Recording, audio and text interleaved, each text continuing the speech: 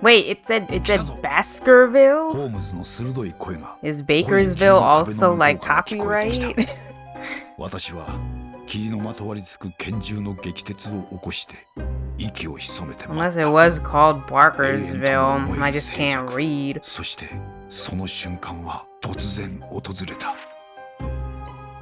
霧の中から見たこともない巨大な獣が私の目の前に躍り出たのだ。それは確かに犬だった。しかし明らかに尋常ではなかった。目はこうこうと燃え上がり、猛牛ほどもある体躯に獰猛な青白い炎をまとっている。血を這うような息遣いとうなり声、私はあまりの恐怖に震え上がった。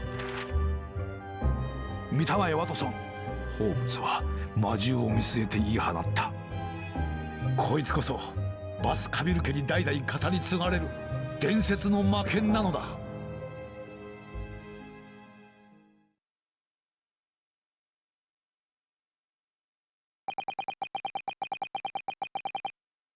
Our first 2 months in London passed by in a flash.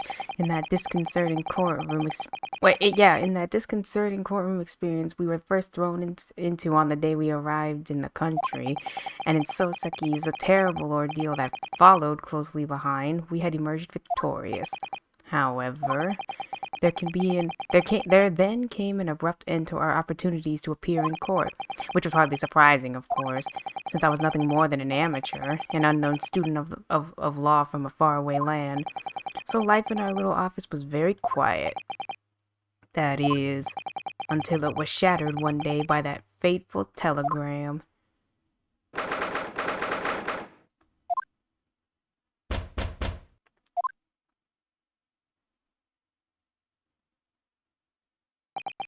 That morning, I was woken by the unreserved knocking on the door by the telegram boy.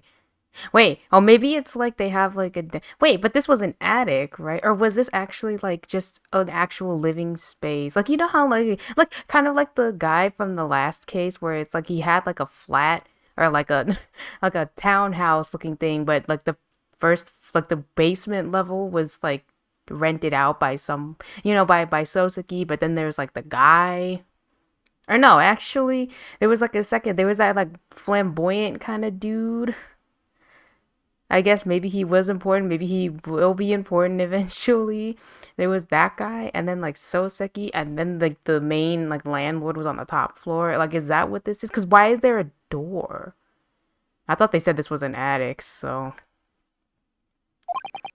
But after he'd gone, Susato's behavior became very obviously strange. Susato, yes? It's time to leave. Is it time to leave for court already? Let me see.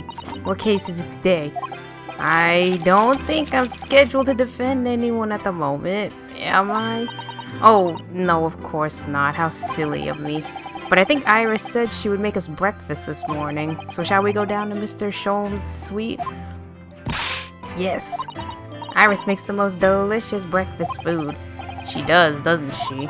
And once our bellies are full, we can leave for court in fighting fit form. Let me see. What case is it today? Here we go again.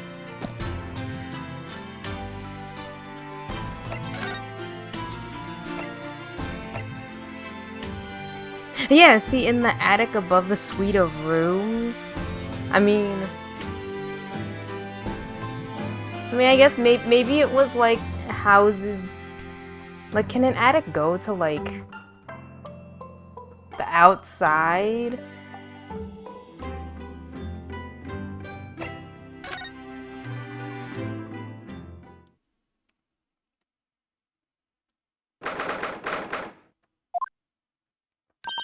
Morning, Runo. Morning, Susie. Good morning, Iris. Iris? What is it, Runo? What is that terrible noise? It sounds like a cat being strangled. Ah, yes. You noticed that, did you? Hurley isn't in the best form this morning, it seems.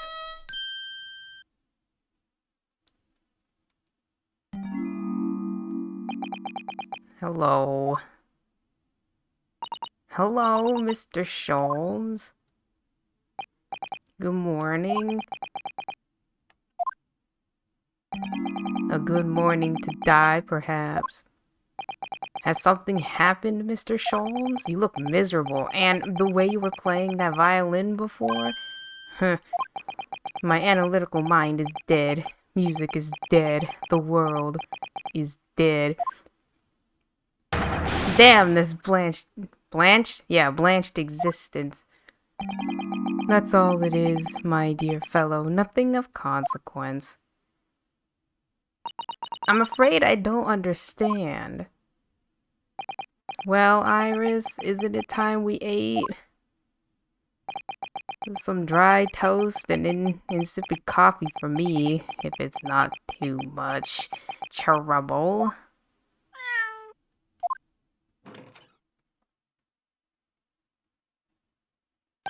Oh look, it's Wagahai. That's what they named this cat, Wagahai. Isn't that just like another one? Like I know, okay, I played Persona 5 with like the Japanese dub, and that's how Morgana like talked about himself. Like I guess it's another way to say I or my, but like maybe it's like old fashioned, I guess. Good morning, boy. That must be some sort of tiny door for cats to use, but how did it get there? Well then, everyone, time for breakfast. Oh, wonderful. Let me help you, Iris. Ugh. It would indeed be a fine day to die. I knew something looked different. Something's missing from Mr. Sholmes' desk.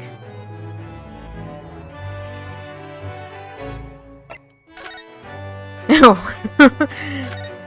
what's up with you? You seem to be very unhappy this morning, Mr. Sholmes. What's happened? It used to be the case that in my hands, this violin sung like the dawn chorus.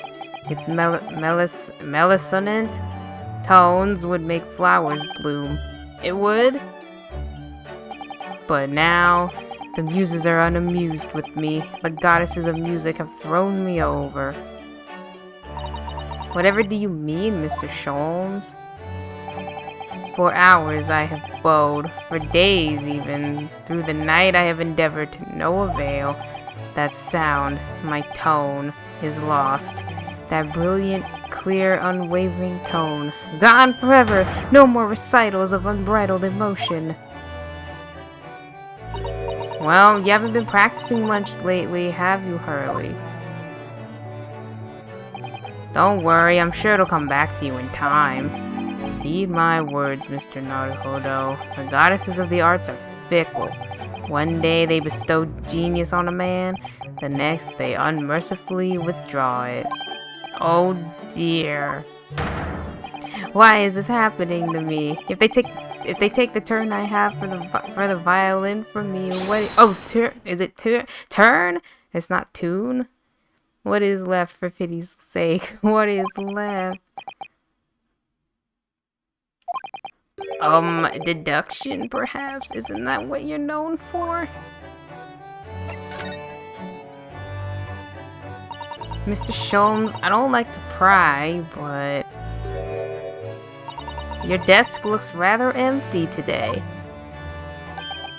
Well done, Miss Usato. Your observational skills do you credit. Oh no, Mr. Sholmes, they paled into insignificance when compared to yours. You'd struggle not to notice, wouldn't you? You mean Hurley's great analytoscope? That's a Windibanks now. Oh, it's at Windibanks now. Sorry, it's at a Windy Bank? No, Windibanks, the pawnbrokery. Pawn? What? You mean you've pawned that enormous machine of yours? It has some considerable value, you see, quite undeservingly. But isn't it a very important machine for your work? I do wish you had consulted us if your situation had become so desperate. I should have gladly passed what little income I have to you. Dear madam, things are far from desperate. But the pawnbroker has your wonderful machine. How could it be anything but desperate?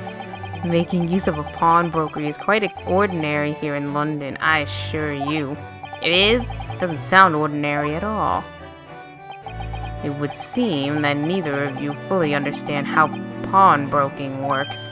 Oh, what's to understand exactly?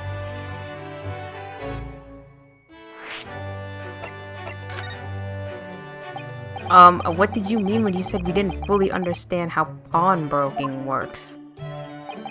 To the people of London, pawnbrokeries are akin to banks. Banks? On Mondays, merchants relinquish their finest jackets and trappings to their pawnbroker of choice. With the money they receive in return, they are able to trade happily through the week. And then on Saturdays, they go to recover their things using the money they've earned. I had no idea. This has been a fascinating lesson for us. Everyone does it, you see, especially people in inner London. And should they have money to spare, they would purchase another fine jacket. Not to wear, obviously, but to pawn, should the need arise. Oh, how ingenious. So whenever we have something that's getting in the way, we leave it at Windibanks, you see? A pawnbroker can be thought of as an extremely secure vault. Who would have thought that even pawnbrokers are different here in Great Britain? Of course, you have to watch Hurley with it. Sometimes he pawns things he really shouldn't. Don't you, Hurley? What does it matter? The world is dead to me now.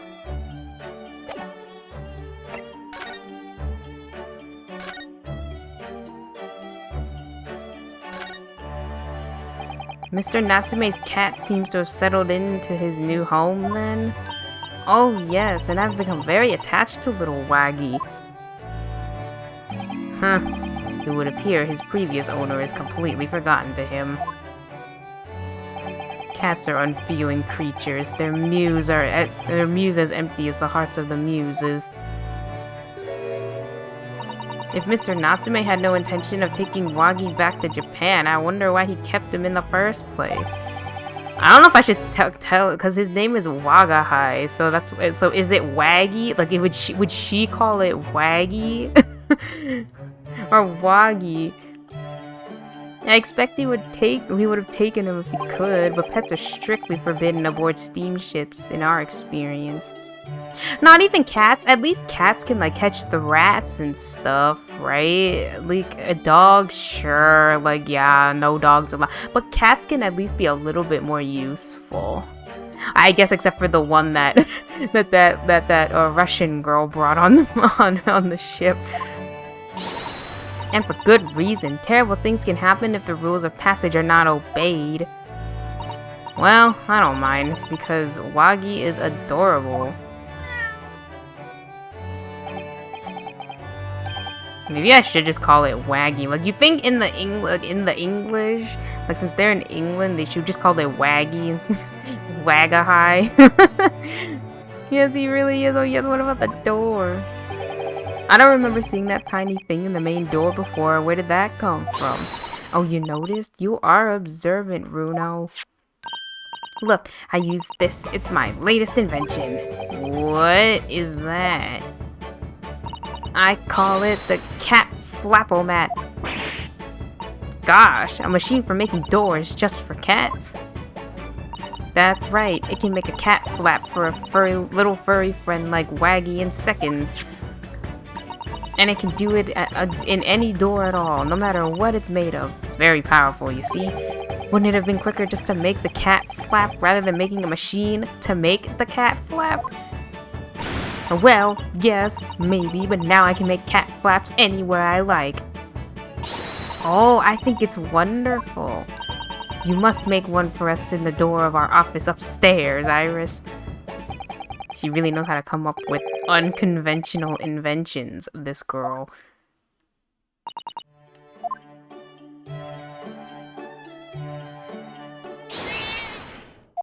Oh, what was that?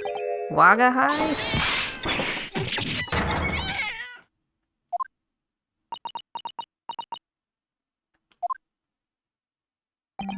What was that? Oh no!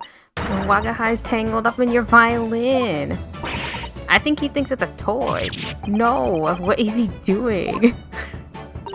Oh dear, Mr. Sholmes' precious violin. Why should I care? What? I shouldn't be surprised. If the cat is a more accomplished musician than I, now. Mr. Sholmes really is in poor spirits, isn't he? Well, anyway, I'll put it back where it lives, shall I, Hurley? Out of the cat's reach if possible. Maybe we should assess the damage.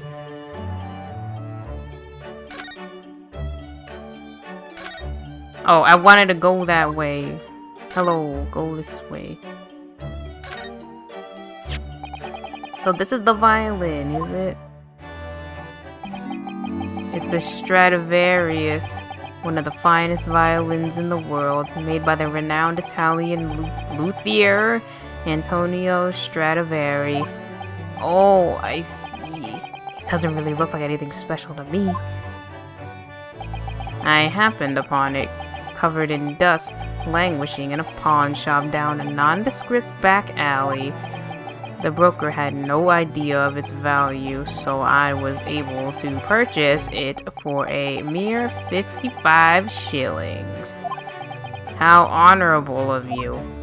And until today, it has been my faithful companion in every great Paganini-inspired performance I have made. I ask you, is there a reason to live in a world devoid of music, to tolerate this blanched existence? No, there is none.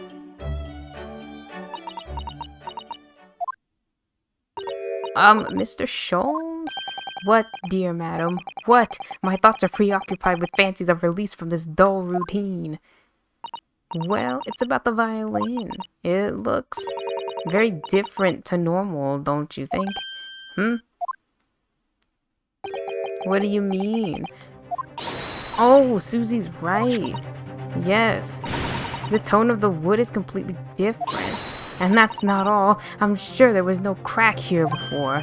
Oh wait, it's not even the right size, is it? What's this? Is it a viola? I'm terribly sorry to have to tell you this, Mr. Sholmes, but that instrument isn't a violin at all. Then what? I believe it's an entirely different instrument called a viola. What? What? Oh, Mr. Sholmes, are you alright? You're right. You are quite right. This isn't my faithful Stradivarius. So what, pray, is this piece of stringed flotsam? Not your faithful performing partner, then? Oh, I see what must have happened. You do? This is just a simple mix-up. Sounds like Iris might be able to tell us exactly what's happened if we ask her.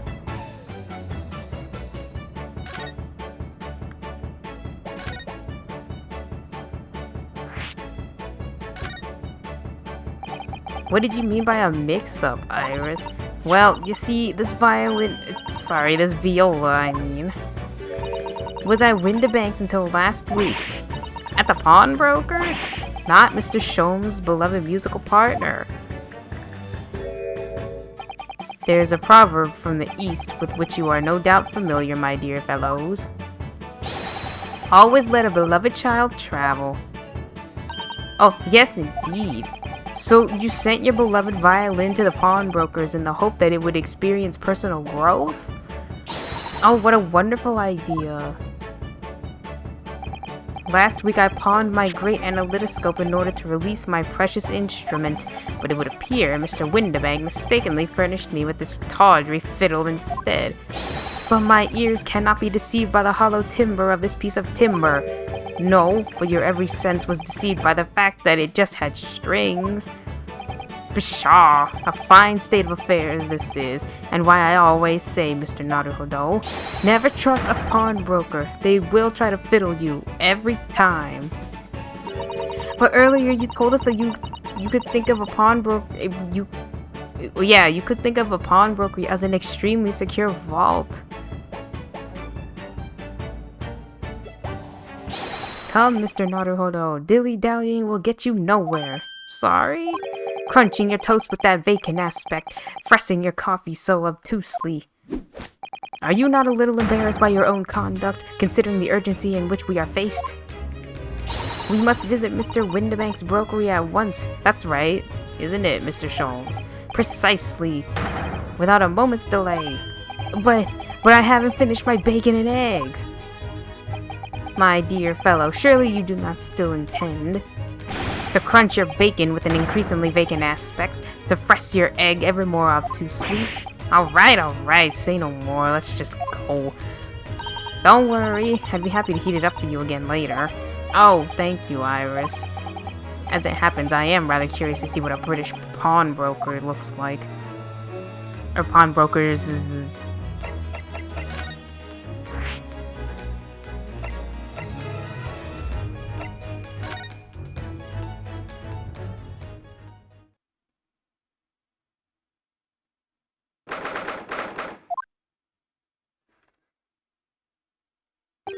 So this is the British pawnbrokery. Oh my, there are all sorts of tools and contraptions in here that I've never laid eyes on before. With that spark of wonder in your eyes, you can't wait to scour the shelves, can you? Can't you? I get the impression you enjoy places like this. Oh yes, I don't know why, but seeing such a lot of things I don't understand is a real thrill for me.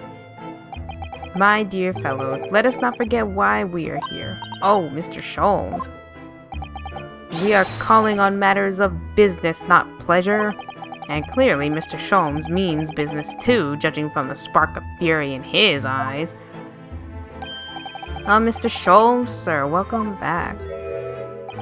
Did you hear that brazen welcome? Well, yes, we are potential customers after all.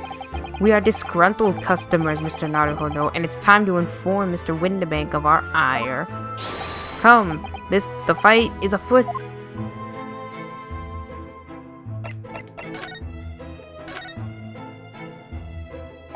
Naturally, you will recall this, which I retrieved from you some days ago. Yes. This second-rate fiddle is not my faithful instrument, Mr. Windibank. The color of the wood is different. It has holes in it. It's not even the same size. A wonderful summary of our observations, Mr. Sholmes. I'm so very sorry. How utterly unforgivable of me. An inexcusable mistake for a pawnbroker. There's only one way to make amends.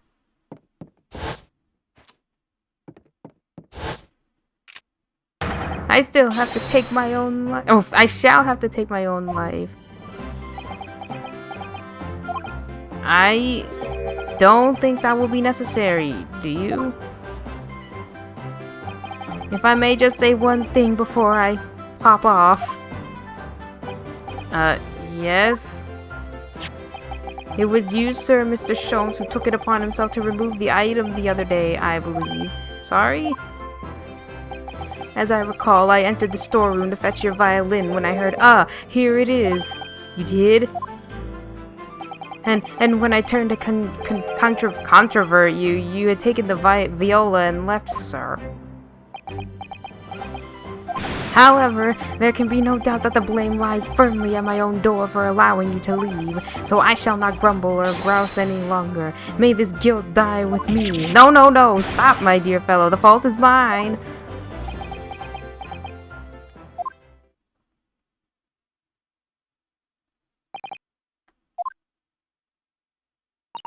It would appear that the fight is over.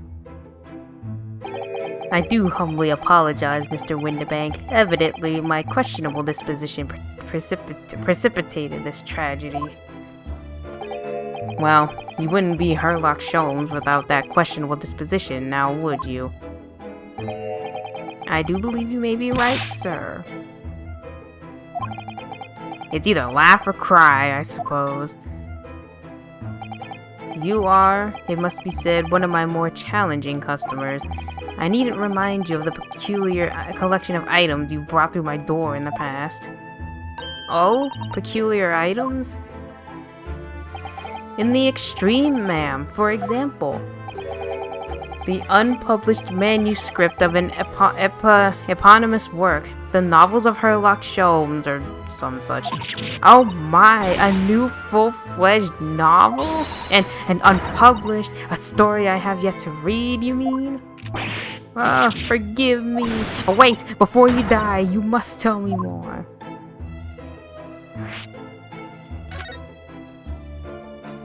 I must know more. Tell me everything. Wow, she's really fired up. Is there really an unpublished story under this very roof? Well, one day the gentleman here brought in an old metal chest, you see. I should like to entrust this to your care for a while, Mr. Windibank. For a chest like that, 1 shilling, sir, not a farthing more. It houses something of very great value indeed, the latest manuscript recounting the adventures of one Mr. Sherlock Sholmes. I beg your pardon, a manuscript? You wish to deposit a manuscript? Indeed I do, for I am confident it will be quite safe here. And that was that.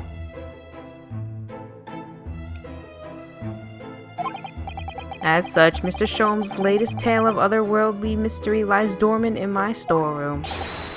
Mr. Sholmes, is that really true? Do I sense that someone doesn't want to talk about this?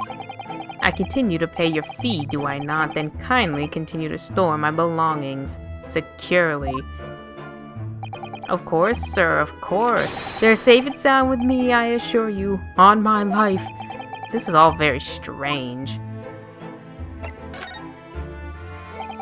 I wonder, could I ask you something? Ah, a gentleman from the east, I see.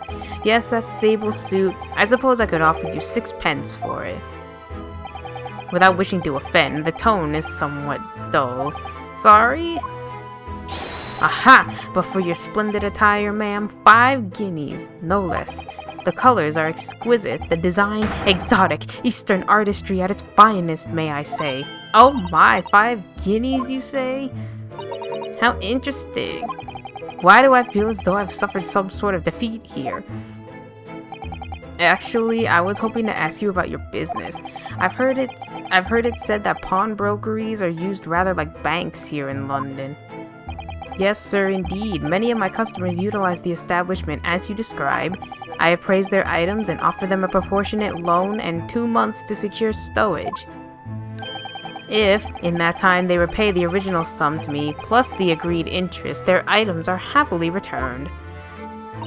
But what happens if they don't pay you the money? Then the items are offered for sale in my shop, as you can see on the shelves behind me. So you never sell items before the 2 months has passed, then? That's right, ma'am. That's right. Which means some considerable responsibility rests on my shoulders. Should a customer's precious belongings be lost, the only recompense is for me to end it all. The very idea, Mr. Windibank, is an absurdity. One should never talk of one's demise so casually. Says the man who was telling us all it was a good day to die only this morning. And let us not forget, I have already helped you take measures to ensure such a tragedy never occurs. Oh, what sort of measures? I engineered a simple device which Mr. Windibank has installed here in his shop. I call it the red-handed recorder. Is that not so, Mr. Windibank? What was that deep sigh about?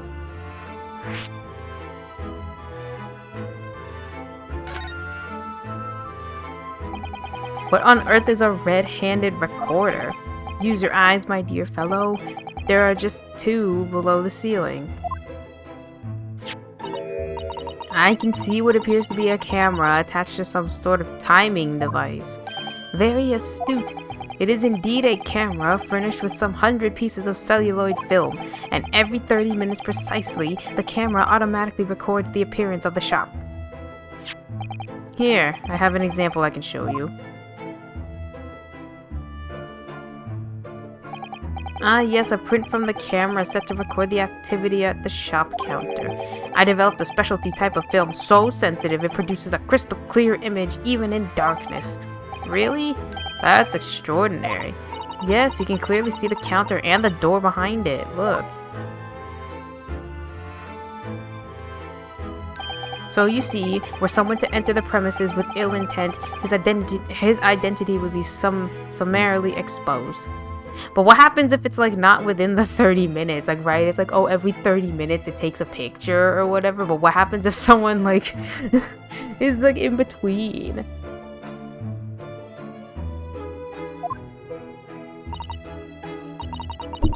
But did you not say that the photographic prints are taken at 30-minute intervals? Indeed, as you say, my dear madam. Then what if the incident were to occur in between times? One could only say that would be a cruel twist of fate. I must confess, your devices have been giving me some cause for distress of late. I beg your pardon, Mr. Windibank. Surely they are anything but distressing. Reassuring is the word. It's the cost of the film, sir. You most graciously placed not one, but 2 cameras in my shop after all, which means I must pay for nigh 100 utterly useless prints every single day. I'm afraid the cost of the film will break me before I'm much older.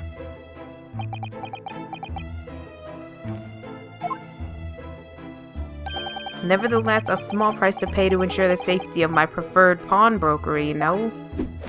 My dear fellows, we verge on an age where safety and security come at a price. Oh, heaven help us. Now then, Mr. Sholmes, allow me to return your precious violin. Ah, the very thing. Thank you, Mr. Windibank. Perhaps this might mark the end of the peculiar items you try to pop, Because if anything were to happen to one of them, this would be the only answer. Oh, I really think you ought to stop waving that gun around. Someone could get hurt. Fear not. Sorry? I've only loaded a single bullet so no one but myself could possibly be harmed. That's not really what I meant. Good day to you then, Mr. Windibank. It's been a pleasure as always, Mr. Sholmes. So, Mr. Naruhodo, now we can explore at last.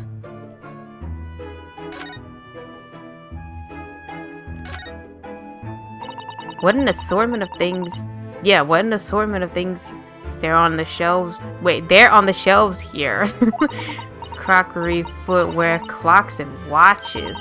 Almost anything you care to imagine. Those are forfeited items offered for sale by the pawnbroker. What does that really mean, though? When you pawn, or colloquially pop an item, the broker loans you money against its worth. He stores the item for an agreed period of time, after which the loan must be repaid. If not, he is free to display it in his shop for sale at a price of his choosing. Oh yes, now you've explained it. I'm noticing little price tags on everything. Of course, simply by paying the agreed interest on the loan, one can extend the period of safekeeping. So you may pawn that black garb of yours without fear, my dear fellow. My treasured university uniform? Never. It embodies my student spirit.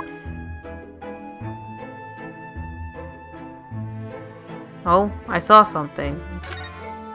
Look at this! What could this lovely big shiny box be? That, my dear madam, is a music box. Surely you have such things in your own country. Oh my, yes, I've certainly never seen one so large before. Shall we listen a while?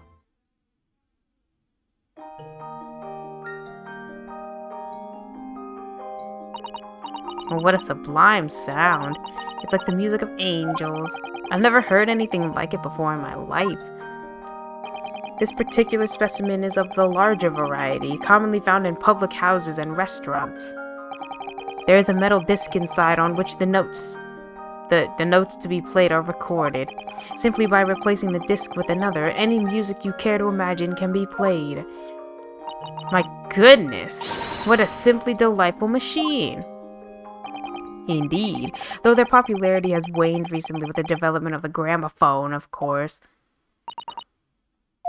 Science and technology advance at such an overwhelming pace.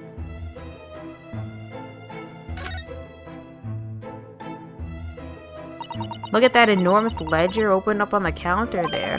Mr. Windibank is, if nothing else, very particular about recording the items he accepts. He'd have to be, otherwise he'd get himself into all sorts of trouble. Which might explain the thing that catches my eye far more than the ledger. This revolver here. Do not entertain even a single thought of pilfering an article herein, my dear fellow. I assure you, Mr. Windibank would not hesitate to draw that weapon with a speed belying his portly size. Oh, you don't mean he'd blow his brains out? Indeed, in recompense for his blunder. Oh my.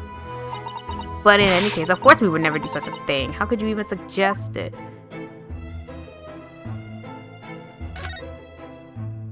There seems to be a little door hidden behind that curtain there. That leads to the storage room, where Mr. Windibank keeps articles that are currently in pawn. Oh, I see. There's nothing of particular interest inside. I certainly wouldn't recommend any larcenous activity. I recommend it or not, it's not something I tend to do. There is but one key, and Mr. Windibank keeps it in his pocket at all times. Before he sleeps, he places it into a small pot, which he slides under his pillow. What? How do you know about that, Mr. Sholmes? I am a detective, sir. It is my business to know what others do not. I am frequently assailed by information that I neither care for nor wish to retain. Mr. Sholmes, you are a wonder. And the prime suspect if this pawnbrokery is ever burgled. Anything else?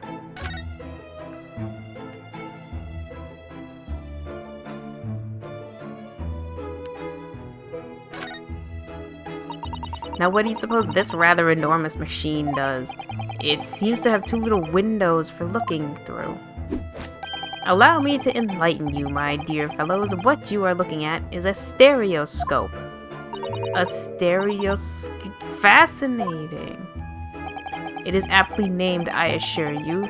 Look through the eyepieces and see for yourself. Oh, I should be delighted to. Excuse me while I just have a look. Just before you do, there is something I should point out. My dear fellows, in order to see the image properly, stereoscopically, as it were, you'll need to be cross-eyed. However, if that is beyond you, it is of little consequence today. Alright then, I'm gonna try it. Ah! Mr. Naruhodo, you must see at once. Oh, okay. So I need to be cross-eyed, like I'm trying to look at my own nose.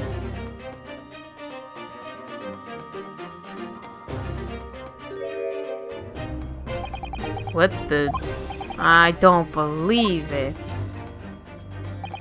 It's just a photographic print, but it seems like you can reach out and touch it. Yes, the sense of depth is startling, is it not? Stereoscopes are one of London's many fads.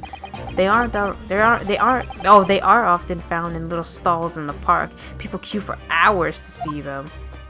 Why? Why are people meddling with such black magic?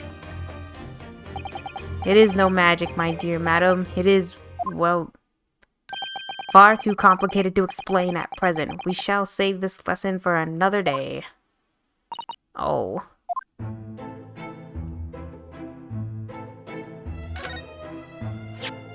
Look at this. Whatever could this be used for? I have no idea.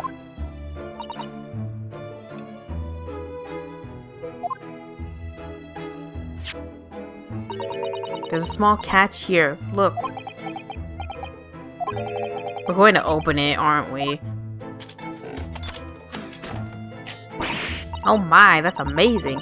It has some sort of spring-loaded mechanism, which we'll never manage to put back into the way it was before.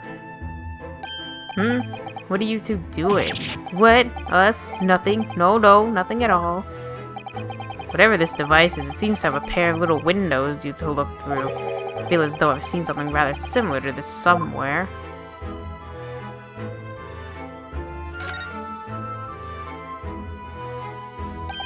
That's not a calendar you could easily miss, is it? 15th April. Today's date. Yes, that's not for sale, I must point out. It is an Eastern-style page-a-day calendar. Every night at midnight, I tear off the front page to reveal the following day's date.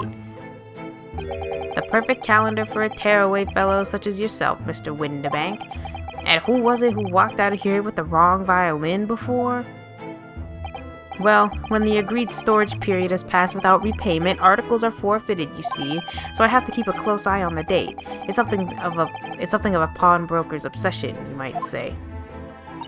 Oh yes, I can see you're very dedicated to your job. What? Only tuppence for it? That ain't fair, and you know it. The article is barely worth a penny, miss. I cannot offer more. Sounds like there's an argument brewing over by the counter. Come on, that can't be right. Have you even had a proper butcher's at it? I've seen all I need to see, young girl. Wait, don't we know? I'm sure I recognize her. Oh, yes, it's the young lady from the Mr. McGilded's trial 2 months ago. Her name is Gina Lestrade, my lord. She's a chancer, earns her crust among large crowds, relieving people of their purses. What's commonly called a pickpocket.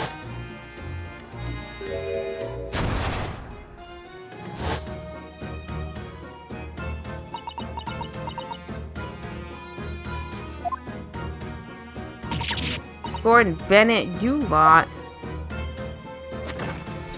Hello, Miss Lestrade. I hope you've been well.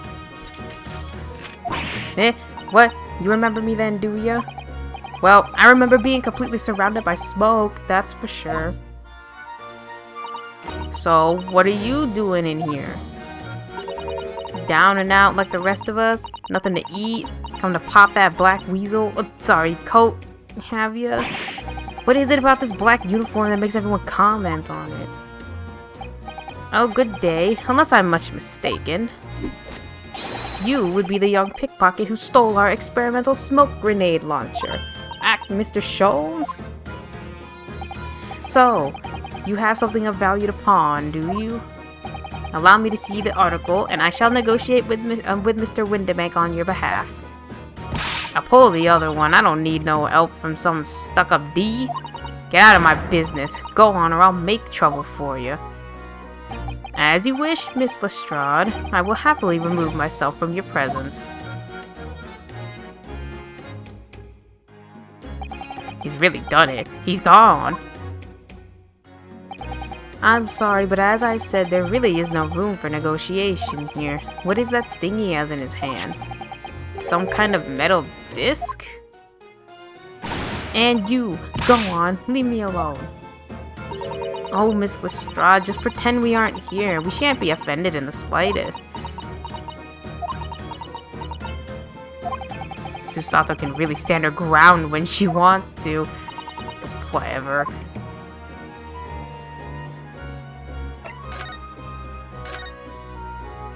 Somehow, I didn't really think you were the sort of person who'd use a pawnbroker, Miss Lestrade. Yeah, well I am, alright. I'm a Londoner just like everyone else. That a problem, is it? No, not at all. It's just that, well... Oh, I get it. You know, I know what you're thinking. That thing probably don't even belong to her. Probably got it on the dive, didn't she? Yeah, I can see it written all over your Chevy Chase. Well, I might have been thinking something along those lines. You're not going to deny it, Mr. Naruhodo? Alright then, I'm just going to come out and ask you straight. Do you pawn things that you steal from other people? Well, I don't know how to best answer that really. Suppose. Sometimes. You're not going to deny it either, Miss Lestrade? But not this time, alright? I swear, that thing belongs to me. The disc that Mr. Windibank is holding? Perhaps we should see what he has to say about this.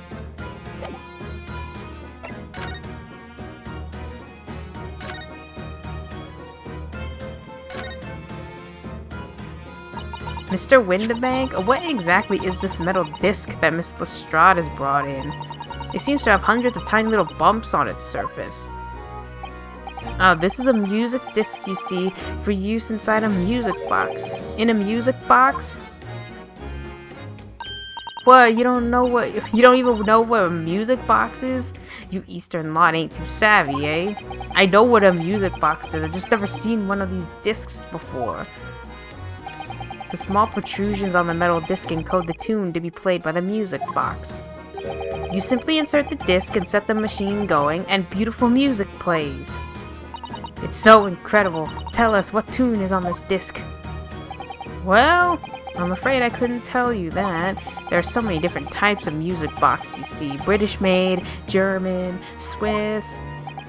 I have no way of knowing which particular machine this disc was made for. Oh, I see. And that's it in a nutshell. I wouldn't have any customers for an item like this, even if the young lady forfeited it. Really, I'm already offering more than I should at a penny. That's a packet of lies.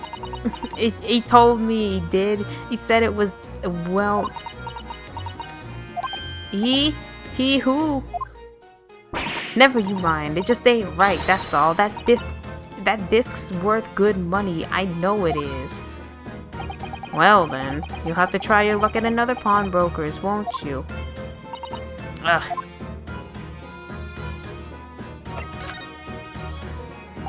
She's been in before, of course, this little tatterdemalion. I see. And brought some dubious article or other with her every single time, I might add. Dubious? What you trying to say? I'm an honest customer, me. So, is there something dubious about the disc that she brought in? Well, if only it were that simple. Sorry, what do you mean? What she actually brought in was a storage ticket. Ah, a storage ticket. So... Miss Lestrade has actually come to redeem an article from you today, is that right? Yeah, that's right. A girl like me has a lot of stuff what needs storing. Alright, yes, that's definitely dubious. The article in question would have been forfeited at midnight tonight, but as she gave me the ticket for it and repaid both the loan and the interest, I was obliged to return the article to her. But what was the article? Do tell us, Mr. Windibank. The little scamp is wearing it, ma'am. It's the overcoat that she redeemed. Oh. What? What's wrong with that? It fits, don't it? I mean, it's mine, so of course it does. So, what about the disc then? How does that come into all this? The disc is something else. A new article to pawn if the girl and I can agree on a price. I'm confused. I thought you said that Miss Lestrade brought in a storage ticket today. It's really quite simple. Yes, the child brought me a storage ticket and the money owed on it, as you say. For this heavy black coat which you returned to her care, as I understood. That's right, yes, and rather unsurprisingly, as soon as the little ragamuffin put the thing on, she went rifling through the pockets. Oh, you mean... What? Don't you know it's rude to stare at a lady? Oh, I see. So it came from the pocket of the overcoat, did it? If you mean this disc, then yes, exactly, ma'am. And she immediately tried to pawn it. For quite a high price as well. This is all rather suspicious, I think. I give it up. I'm just trying to pawn something like anyone else would. Miss Lestrade, may I ask who deposited the overcoat here in the first place? Well, me? It doesn't really appear to be your size. Me, old man. It's me. It's me, old man. It's me, old man's, ain't it? Is it, Miss Lestrade? Yes, this is definitely all rather suspicious. Out of my way, please. Who's this picture postcard English gentleman? Good day to you, ladies, gentlemen. What's your problem, eh? There is no problem as long as you remove yourself. I have a matter to discuss with the proprietor. And if you intend to make a problem of it, I shall see you outside, little girl, for the hiding you deserve. Oh, look, ain't it obvious? I ain't done talking with him yet. If you think you're such a gent, you should know how to wait in line. Well, you are an impudent little brat, aren't you?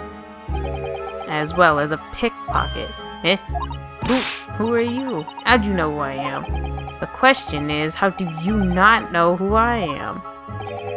You haven't the courtesy even to remember the faces of your victims, it seems. What? You mean from you? Broker?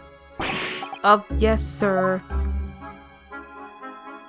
I believe this filthy pocket thief has just redeemed an article from you, no? Yes, the article in question belongs to me. I demand for it to be returned at once. Oh my. Now that's a lie. What are you trying to pull? Give me back my overcoat, you wastrel. And needless to say, any music box discs too. No, you can't have it. You just can't. It's me, old man's. Or it was, now it's mine. Goodness, Mr. Naruhodo. This is a very awkward situation. Yes.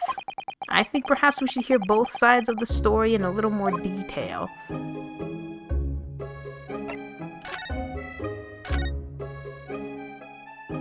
Miss Lestrade, is what the gentleman is saying. What you think? It's all lies, ain't it? Obviously. I swear on my life I ain't ever laid eyes on that dandy before.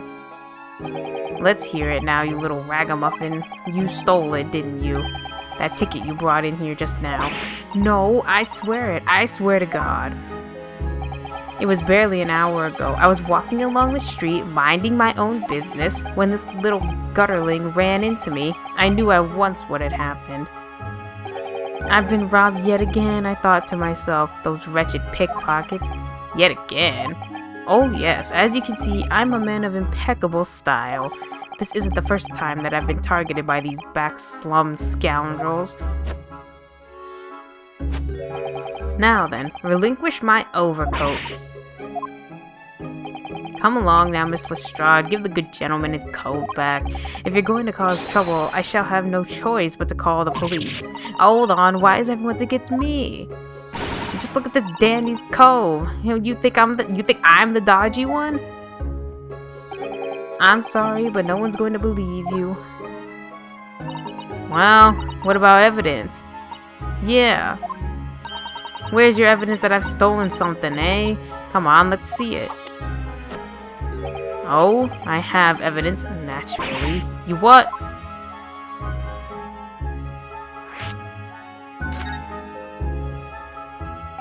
Evidence that the article Miss Lestrade redeemed actually belongs to this gentleman? Of course, we need only to consult Mr. Windibank's ledger to know the truth. We'll be able to look up the name of the person who deposited the article in the first place. Oh yes, that's brilliant. I'm very sorry, but I'm afraid that won't be possible. Oh? I never ask customers' names. That's a strict policy of mine. But why not? Well, now, as you can imagine, some of my customers have circumstances to consider. A great many of them prefer to maintain their anonymity. Yes, I see. But then how can you know if an article belongs to the person asking to redeem it? Oh, it's quite simple. Good sir, might I trouble you for the watchword associated with the article in question? Of course, it's Professor. Yes, that's right. And all the evidence we need. This gentleman is the rightful owner of the article, without doubt. A watchword? Interesting.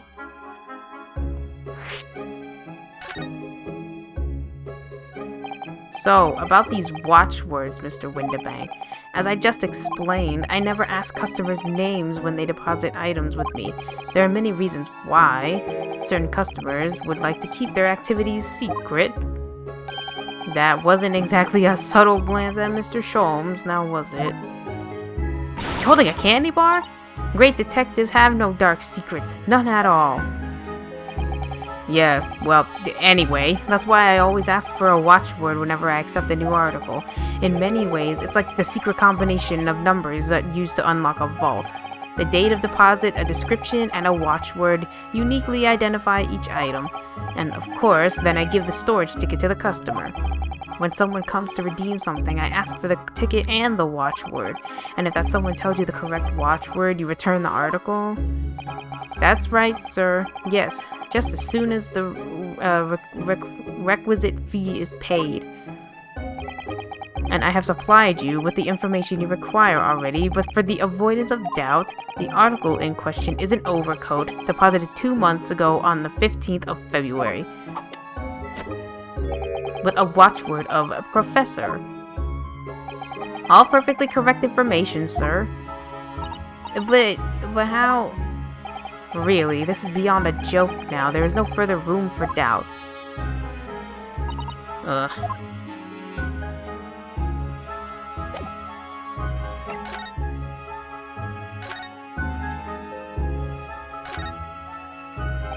Excuse me, but who are you?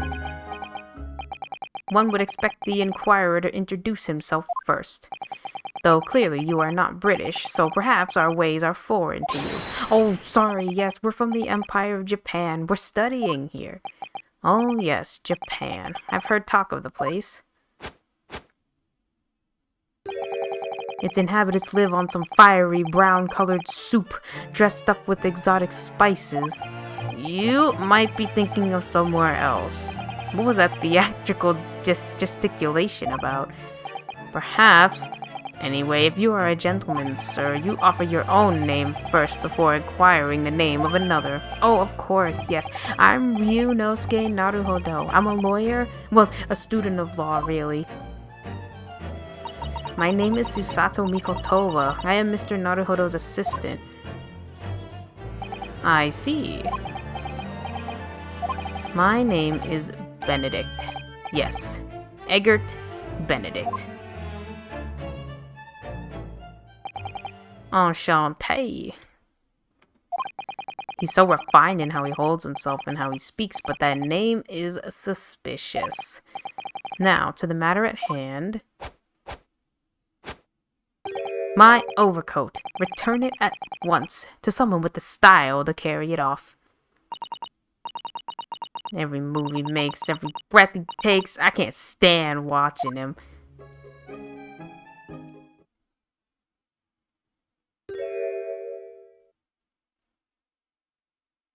So, let that be an end to the matter. And thank you for your custom, Mr. Eggert Benedict, sir. With such reasonable rates of interest, I may even decide to come back. This is why I hate grown-ups. Just because I'm a diver, everyone thinks that makes me a liar. And the contents of the coat pockets, if you please, broker. But of course, sir, here's the disc for you. Just this one? Pardon, sir? I was expecting another. That is, I deposited another disc. Oh dear.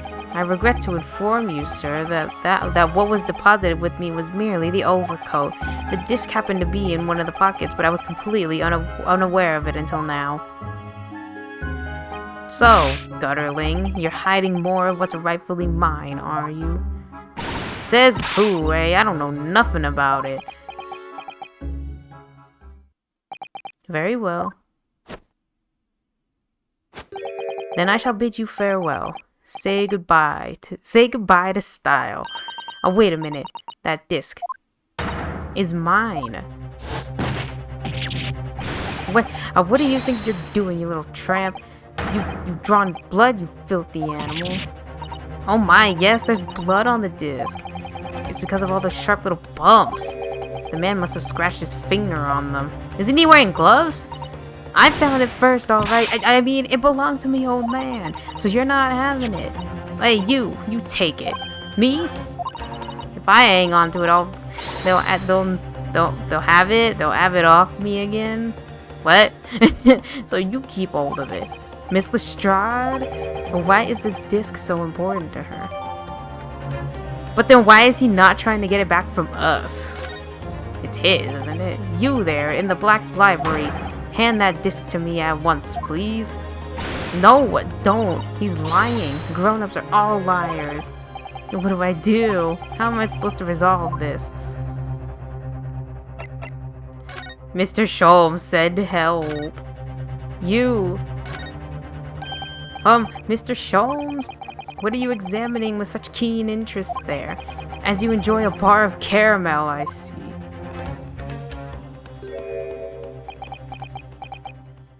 So, you found me at last, Mr. Naruhodo. Sorry?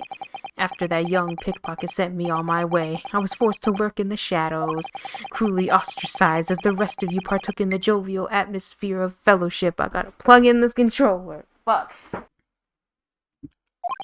I had nothing to occupy my mind, but was too ashamed to let society see what my downfall had done to me. So feigning mock interest, I pretended to examine the tedious trinkets in this desolate place. Whilst, as you shrewdly observed, gnawing on the only friend I have left, a 7% solution of caramel. Pray, do you claim to understand the depths of my despair, Mr. Naruhodo? But how could you? I was so lonely, so desperately lonely. Then why on earth didn't you rejoin the conversation? Things have gone from bad to worse here, you know. Yes, I overheard much of your conversation. Or rather, in my craving for human contact, my ears devoured every word that was uttered. You really were sad, weren't you? Poor Mr. Sholmes, I feel simply awful for you. It would seem that my inferences are correct. Oh, surely you're not about to tell us that you've solved the entire case once again? My dear madam, sometimes I wonder, were my genius for deduction to be commoditized, how much could I pawn it for? It seems Mr. Sholmes has had another of his flashes of inspiration, but who knows if it will help resolve the situation between Miss Lestrade and the mysterious gentleman. What's the right thing to do here? Listen to it. We got nothing else to go on. Well, Miss Lestrade, it would appear you find yourself in something of a predicament. Where in the blazes have you been, eh? Pardon? When a lady's in trouble, a true gent's supposed to be there to help. Straight away, not an hour later. Harsh. And who, pray tell, are you? Mr. Egbert Benedict. You have, in my eyes, a veritably encyclopedic array of curiosities about your person. Nevertheless, there are two immovable conclusions I have drawn. I beg your pardon. The first is this. The true reason for your visit to this pawnbrokery today is something you have not yet revealed. And the second is this. A considerable crime is in contemplation, one you will orchestrate with intent to steal a vast sum of money. Well, Mr. Benedict, what say you to my deductions? How? He's turned as white as a hard-boiled egg. It would seem that once again, Mr. Sholmes has made a flawless deduction. Just who do you think you are, sir? Ah, yes, as I hoped. That is precisely the pained expression I was looking for. So, shall we begin? The time has come for yet another Sherlock Holmes' logic and reasoning spectacular.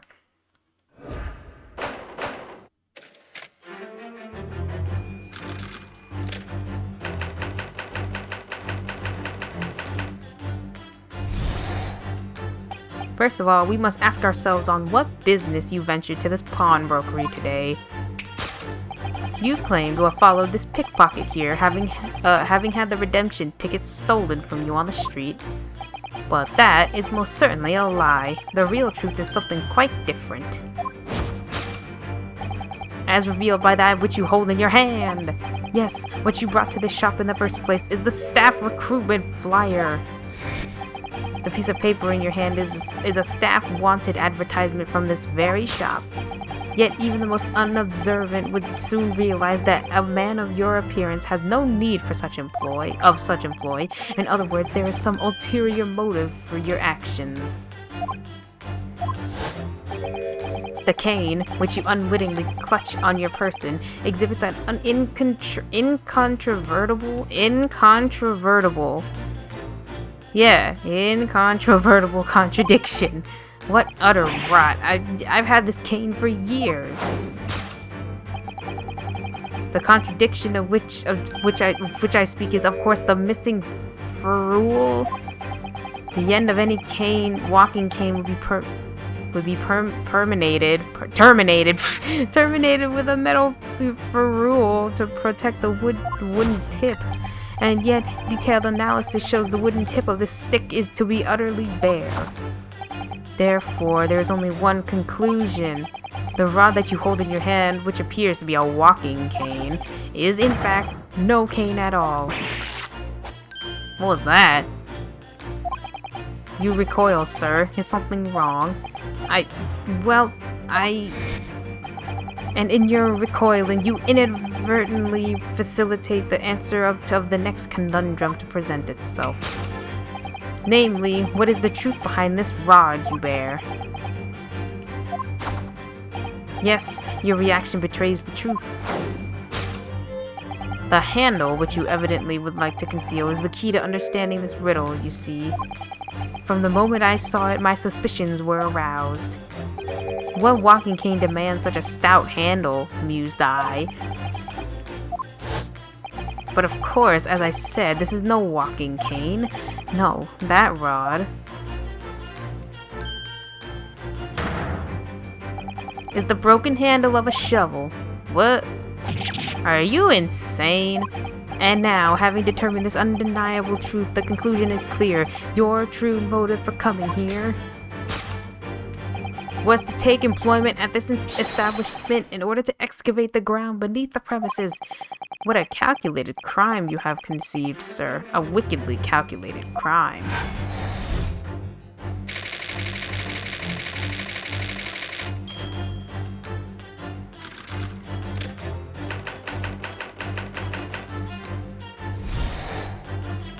Now, Mr. Benedict, let us continue. For we must expose the details of this elaborate crime you have been planning. This is utterly absurd. You suggest that I, a gentleman, intend to excavate the ground beneath this pawnbrokery with a broken shovel? What on earth do you propose I could expect to find there? Some long-forgotten treasure, I suppose. Save for such a fanciful theory, what possible reason could I have? Could I have to do as you say? Oh, but there is ample reason. As you are only too well aware, Mr. Benedict. Ah, and your furtive glance is more telling than I could have hoped. What? Let us consider what would motivate a man to infiltrate a shop such as this and covertly dig beneath its floor. The answer is revealed by the council notice on the counter to which your eyes were inadvertently drawn. This letter gives notice of public works to be carried out in the local area. And according to the enclosed plan of the upcoming sewerage works, Beneath this shop runs a sewer that adjoins another, one that runs under the bank on the opposite side of the road. This madness has entered the sewers now, has it? By excavating the ground beneath our feet, you would gain access to the waterway that flows in very close proximity to the great vault of the financial institution opposite. What are you... In summary, sir, you devised a master plan to pull off an elaborate bank robbery by dint of the underground tunnels. Master plan? Which brings us at last to the final chapter of this lurid scheme. With what plunder did the thief hope to make off from the underground vault of the bank? Are you quite serious? Having consulted with Scotland Yard some days ago, I happen to know the answer. But naturally, the answer is no secret to you, is it, Mr. Benedict? I have no idea what you're talking about. Allow me to present a rather interesting piece of evidence. You see, this picture postcard tells us all we need to know. A postcard of the Great Exhibition? I'm afraid you've lost me. Currently in the final stages of preparation, the Great Exhibition will soon be underway, and the government has provided extra funds to complete its centerpiece, the Crystal Tower. Funds that currently sit in the vault of the bank, on the other side of this road. Pardon? Yes, the considerable crime you have been contemplating is the theft of that which sits in the vault of that bank, the special reserve funds for the great exhibition. Of course, that is top secret police information, so keep it under your hat, please.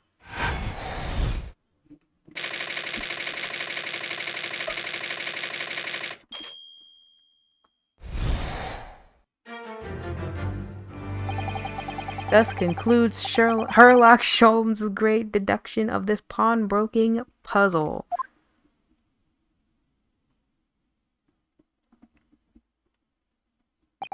Mr. Sholmes? Well, Mr. Naruhodo, an impressively upbeat deduction for a detective racked with loneliness, would you not agree? Was it true what you said about the bank over the road and what it has in the vault? Indeed, though few know of its existence, it is one of the government's most closely guarded secrets. Gregson told me in the strictest confidence. But you just announced it to everyone here, rather loudly, in fact. And if it's such a big secret, how would Mr. Benedict have come to find out about it? There can be but one explanation for that. Clearly, it's because the man is a criminal. Oh, but what if he didn't know anything about the money in the vault? If he is a criminal, as you said, then buying a brand new shovel is sure to be the first thing he does now that you've revealed the secret. Oh. Or if he doesn't, maybe Mr. Windibank will. He already has plenty of shovels here, after all. Oh my life, I assure you I'm not so unscrupulous. Well, hopefully this has taught you a valuable lesson. Sensitive information must be handled with the utmost care. One can never be sure that someone privy to secrets won't disclose them, and once the word is out, it's out. Perhaps I'll think twice before confiding in you next time, Mr. Sholmes. An excellent idea. An excellent idea. Well then, Mr. Naruhodo, you know what to do, I'm sure. Yes, let's listen to that great deduction again and see if we can massage it into shape. Very well then, let us start once more from the beginning. Of Sherlock Holmes' magnificent logic and reasoning spectacular.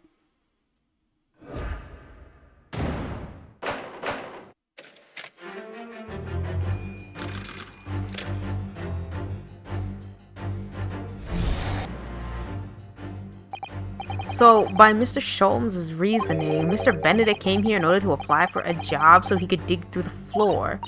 Yes, in an attempt to tunnel into the sewers to gain access to the money in the vault of the bank across the road. But he wouldn't get very far with a broken shovel, would he? No, I think it's fair to say his motive lies elsewhere. Well, the question is where? What did Mr. Benedict hear at this... Oh, wait, what did Mr. Benedict hear at this particular point? Wait, what? What's behind it? Oh, look at all the scribbled notes on the back of the flyer. I don't believe it. What is it? Listen to what it says. Name, Gina Lestrade. Height, 5'2". Hey, yo, we the same height? Green cap, scruffy waistcoat, grubby white shirt, blue satchel, ragged. It's a detailed description of Miss Lestrade. Goodness. There's even a sketch of her, hat and all. Although if he showed it to her, she'd fire that smoke grenade launcher in the face for sure. And look, the details of the shop have been written down here too. Windibank's Pawnbrokery, Baker Street. Redemption deadline, 15th April, which is today's date. Why would Mr. Benedict have all that information scrawled on the back of that piece of paper?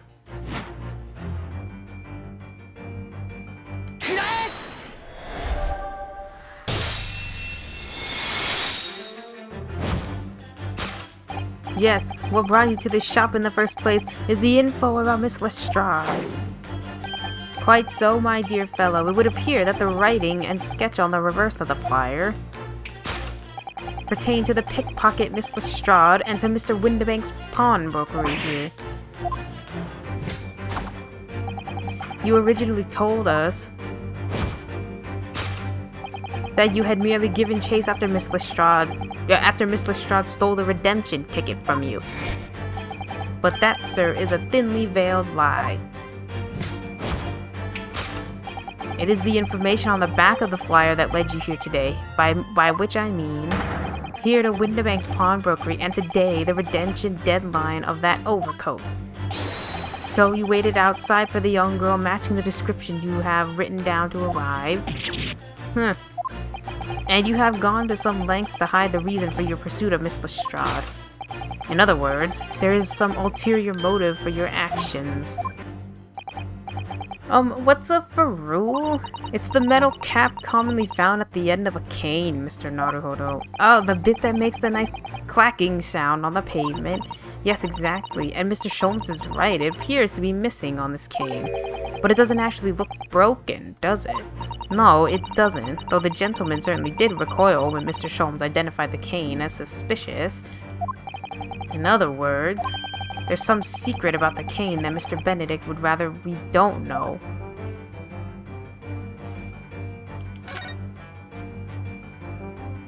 Look here, Miss Susato. There's some letters on the handle. Ah, yes, those must be initials, I think. In the West, it's customary for people to engrave their belongings with the first letters of their names. So, Herlock Sholmes would be HS, you mean? That's right. And the initials on this cane, obviously. Oh. AG? Why does it feel as if that's not quite right? Maybe it's that. It's the only thing that's kind of, like, wrong with it. Oh, I guess I can't really. There's nothing at the end anyway.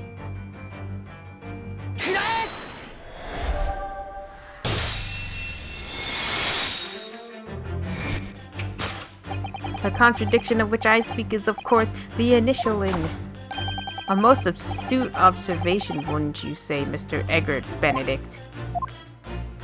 We are led to believe, sir, that your initials are EB. Yet, in a most possessive manner, you have in your grasp a cane bearing the initials AG. An incontrovertible contradiction indeed, would you not agree? No, you're wrong. This cane isn't... You said it before that you had that cane for years. So don't try to tell us that you just borrowed it from a friend or found it in the park. In short, though you hold yourself to be a gentleman, you have withheld your true name. See, what is that, like, tearing sound? Let's consider the bare bones of what's happened here. Miss Lestrade redeemed that fine-looking overcoat, and now a mysterious man has appeared, introducing himself with a fake name and claiming that the overcoat belongs to him. But we know that he actually identified Miss Lestrade from a written description, which suggests that everything else he's told us is untrue. So what we need to do here is somehow prove that the overcoat cannot possibly belong to him. Oh. Oh, the seam on the shoulder is coming apart. Look. So it is. Do you know, a moment ago when Mr. Benedict was surprised by something what was said, I thought I heard him make a rather strange noise. It sounded a bit like a tiny growl. But now I think it was probably the sound of the seam ripping open. If you look closely, it does seem to be a very tight fit. The sleeves are stretched to bursting, and he wouldn't have us hope of fastening it at the front. If he were to run around it, I'm sure the whole thing would fall apart. That I'd like to see. Sorry? So how can we make Mr. Benedict turn around? She's really giving this some thought. Is it this?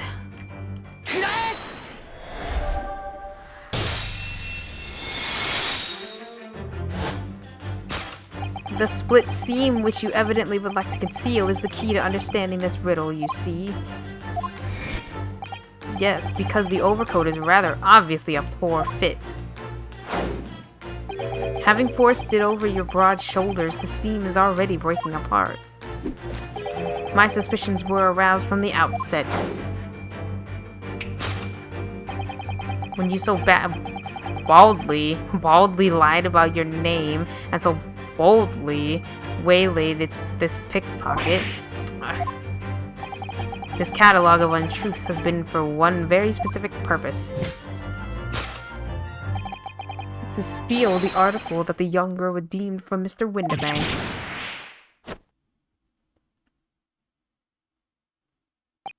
But what really irks me is this. The considerable crime I initially imagined has been considerably curtailed.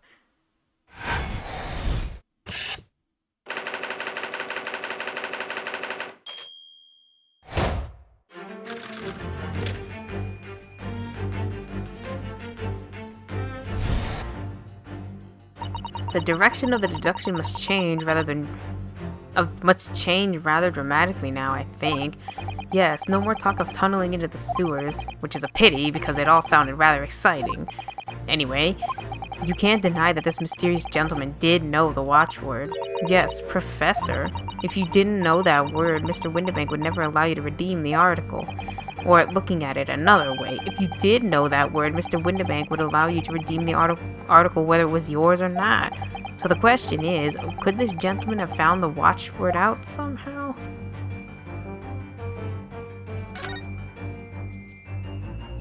Look at this, Miss Susato. Well, it appears to be a memo that Mr. Windibank has scribbled to himself. Let's see. What does it say? Oh, Professor.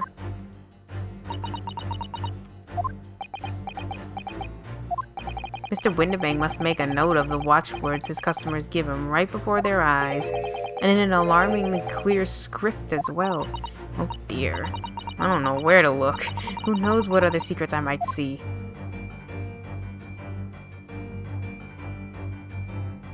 It might be this, because, like, it had the word on it, and he just left it out. The method is revealed by the notelet on the counter to which your eyes were inadvertently drawn. Yes, the broker here follows the same procedure whenever a customer comes to redeem the article. He asks the customer for the watchword and notes down the response uttered on a notelet which he has on hand. Then he consults his ledger and confirms whether or not the watchword matches that of the article in question. I would expect nothing less of a diligent pawnbroker, but his diligence clearly has its disadvantages. What are you talking about? It is increasingly apparent that you were present in this shop before your accusation against Miss Lestrade. In all likelihood, you followed her inside, then observed her talking to Mr. Windibank. When the diligent broker made a note of the watchword, as is common practice, you observed him writing the word Professor on the notelet beside the ledger. And that, sir, was the master plan you devised to steal the pawned article from the young Miss Lestrade. Master plan?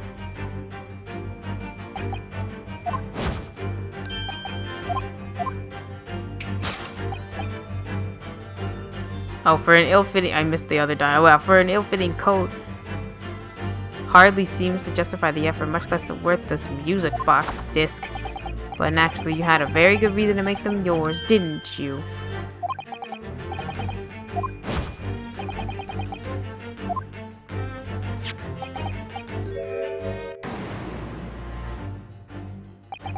The articles we're talking about are the overcoat and the music box disc that was one of the in one of the pockets, which according to Mr. Windibank isn't even worth a penny, and yet this man went to such lengths to steal them. Why? I wonder if perhaps we already have the evidence we need to explain it. Could we? Really? We'd better have a thorough look through all the evidence we've collected.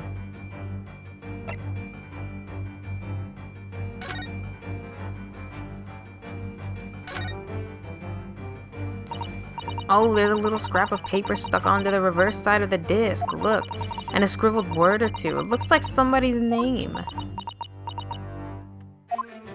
For McGilded. McGilded? It couldn't be. But it is. A name I shall never forget for as long as I live. But why? Why is his name on this?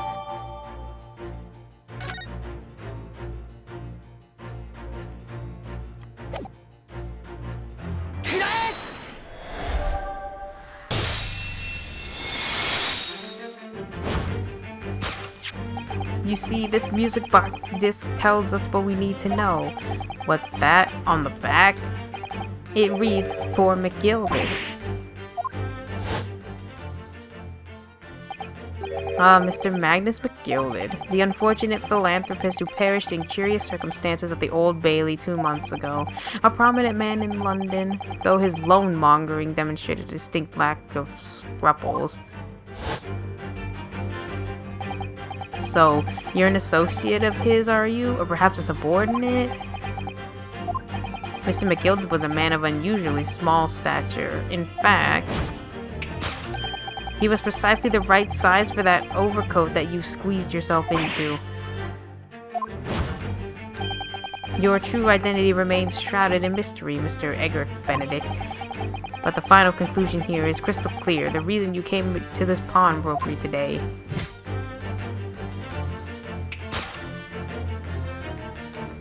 was to retrieve an article left behind by the late Magnus McGilded.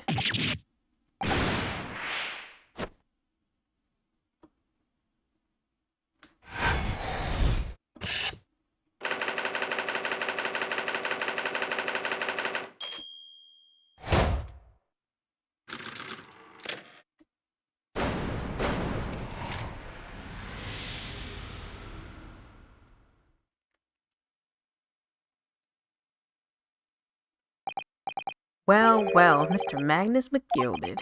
Not a name I expect to hear in these circumstances. Mr. Sholmes, I'm afraid there's something very troubling on my mind. Pray tell, Miss Susato. Well, according to what Mr. Windibank told us earlier, today was the final day on which the coat could have been redeemed, was it not? Yes, ma'am, that is correct. Today would be precisely 2 months since it was first deposited. Well, today is the 15th of April, so 2 months ago today would have been the 15th of February, sir. That's right. It's all carefully recorded in my ledger. Deposited at 10:30 p.m., I see. What? But that suggests... Yes, 15th February is precisely the day on which the omnibus murder took place. And 10:30 in the evening is precisely the time in which the terrible events were unfolding. Suggestive is not the word. It would seem the matter is entirely beyond coincidence. You are, of course, at liberty to make whatever outlandish deductions you choose. However, I must insist you hand over the music box disc. Now. It would be a terrible shame for you to return to your native land in a box. What do? I mean, maybe I shouldn't, maybe I should. We kind of need it, though. What if you get a game over just for this? I'm saving after all that. I'll say no and then just see what happens. Like, maybe they'll be like, it'll be like the Dragon Quest thing where it's like, no, you must. Like, it doesn't actually matter, but I'll just save anyway. No, how about no? There are some things a man must protect at all costs. This may be, well, one of those things. Then again, it may not. Mr. Windibank, This is my shop. I can't allow any harm to come to my customers. If that were to happen, I should have to take my own life. Mr. Winterbank, no! Alright, that's enough. Inspector Gregson? Inspector? That's right, Sunshine. The alarm was raised on one of our dedicated emergency lines, so we got here as fast as we could. Now, what's all this about, eh? Oh, praise be, you're here at last. I was moments away from forfeiting my own life in my very own establishment.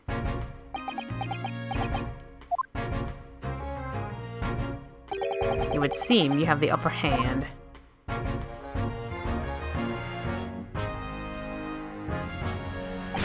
Right, you like have some explaining to do. I don't appreciate being bothered with some petty, angry bargee. Petty? Mr. Winterbank very nearly met with his end. Yeah, by his own gun, as far as I can tell. Oh dear. And the whole of Britain could meet its end if I don't get to the bottom of this case I'm supposed to be working on. What? What on earth is the case, Inspector? Spare no detail, Gregson. I might have said a little too much. No matter, it's nothing to do with you lot. Anyway, sir, you're gonna have to come with me down to the station. But of course, Inspector. He's getting away! After him, lads! Whistle the beat, Officer 2! Sir!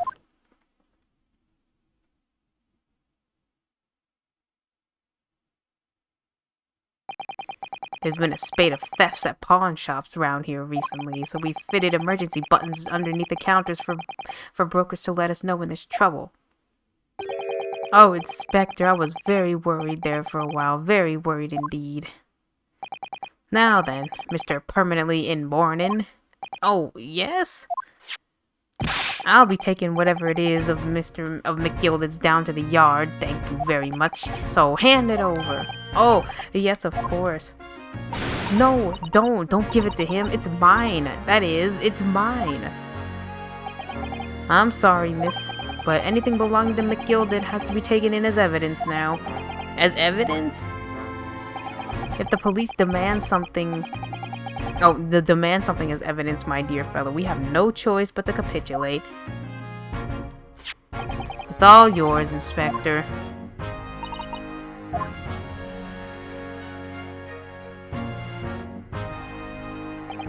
And so, we handed Mr. McGilded's disc over to Inspector Gregson and were summarily turfed out of the shop and onto the street.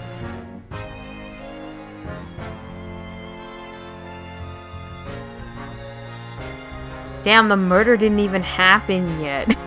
That's how you know it's gonna be long as fuck.